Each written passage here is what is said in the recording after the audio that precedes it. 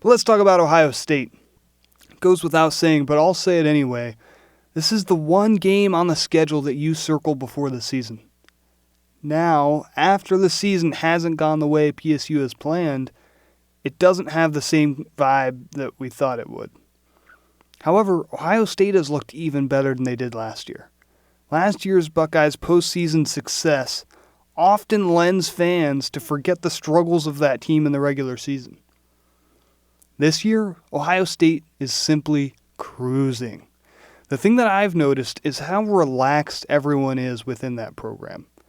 There are expectations, sure, but there's no ridiculous pressure on the coaches or team to divert them from their simple path to success.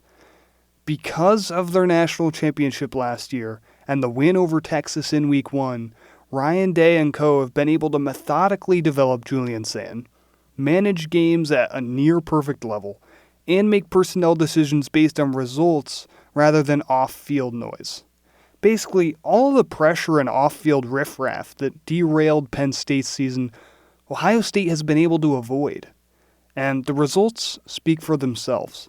They've allowed more than 10 points in a game only once, and that was in a 34-16 win over number 17 Illinois.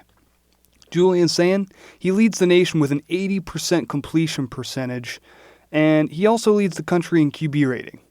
Jeremiah Smith and Carnell Tate have quietly been elite, and true freshman running back Bo Jackson has stepped up to fill the void in the ground game. For context, Jackson has slightly more yards per carry than Katron Allen. I haven't even mentioned their defense yet, which leads college football in a multitude of statistical categories and is performing at a historical level even for Ohio State. How could they lose Jim Knowles and all those star players to the NFL and somehow get even better? They've done it at home, they've done it on the road, and they've done it against ranked teams. They're simply avoiding mistakes, and they have so much talent all over the field that their coaches can trust their guys to make them plays to win them games. There are two teams that are so clearly better than everyone else right now. I wish that we could skip to the Big Ten and national title game right now, but Ohio State is more talented than Indiana, and they're managing games better than anyone. My one takeaway that gives optimism for Penn State is that they have something new.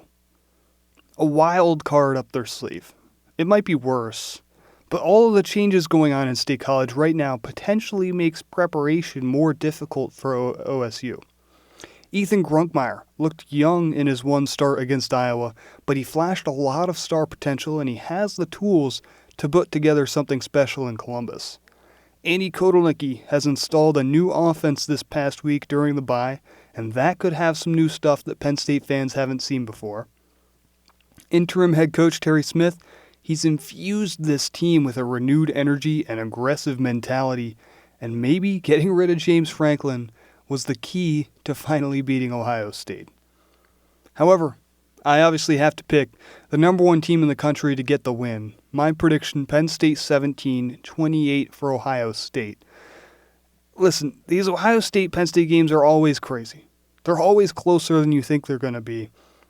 But since Penn State never makes any sense, this would be the year they beat Ohio State, wouldn't it?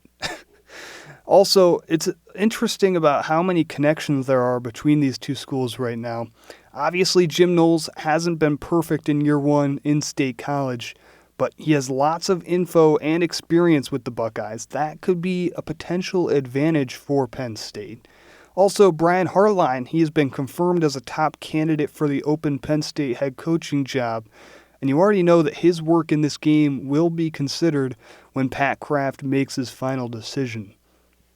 Listen, every time you see those two logos on your screen on Fox Big Noon, and every time you see this game on your television, anytime you see a commercial for it, etc., it's always a big game. No matter how good or bad these teams are, this game matters. No matter how much Ohio State fans would say that it's not a rivalry and that Michigan is their true rival, this is a huge game. This game matters so much for both of these teams. The implications are still there, even though it's not a top 5 matchup like we saw last season.